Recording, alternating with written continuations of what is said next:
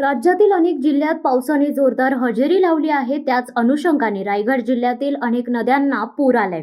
हवामान खात्याने दिनांक 22 जुलै रोजी अतिवृष्टीचा इशारा दिला असल्याने ऑरेंज अलर्ट जाहीर करण्यात आलाय. त्याचनुसार रायगड जिल्ह्यातील पावसाचा वाढता जोर पाहून महाड, पोलादपूर, माणगाव, कर्जत या तालुक्यातील शाळांना जिल्हा प्रशासनाकडून 22 जुलै रोजी सुट्टी जाहीर करण्यात आली आहे. अंगणवाडी, प्राथमिक, माध्यमिक, कॉलेज या सर्व शाळांना ही सुट्टी होती. रायगड जिल्ह्याचे जिल्हाधिकारी डॉक्टर किशन जावडे यांनी या संदर्भात आदेश काढला होता. मात्र असे असताना अतिमुसळधार पावसात नेरळ येथील VY कोठारी इंग्लिश शाळा सुरू होती. याबाबत पत्रकारांनी शाळेशी संपर्क साधला असता मुख्याध्यापिका यांनी सांगितले की माझ्या मोबाईलला नेटवर्क नसल्याने मला हे आदेश सकाळी प्राप्त झाले. आमची खासगी शाळा असल्याने शाळा चालू ठेवण्याचे अधिकार मला आहेत. मी गटशिक्षण अधिकारी यांना तसे पत्र द्यायला जात आहे. यावेळी पत्रकार शाळेच्या परिसरात वार्तांकन तसेच छायांकन करत असताना त्यांना विरोध करण्यात आला.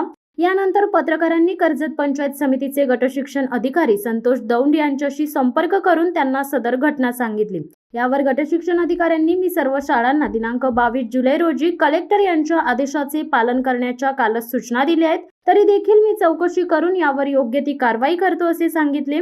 VY कोठारी इंग्लिश शाळेच्या परिसरामध्ये मोठा ओढा आहे. या ओढ्याचे पाणी धोक्याची पातळी ओलांडून वाहत होते. त्यामुळे मुलांच्या जीवाची काळजी पत्रकारांसह परिसरातील नागरिकांना होती. दरम्यान जिल्हाधिकारी यांचे आदेश असताना VY कोठारी इंग्लिश शाळा सुरू होती. याबाबत पत्रकारांनी संबंधित शासकीय अधिकाऱ्यांशी संपर्क साधला असता सरकारी कार्यालयांचा जबाबदारी झटकण्याचा प्रयत्न सुरू असल्याचे दिसून आले.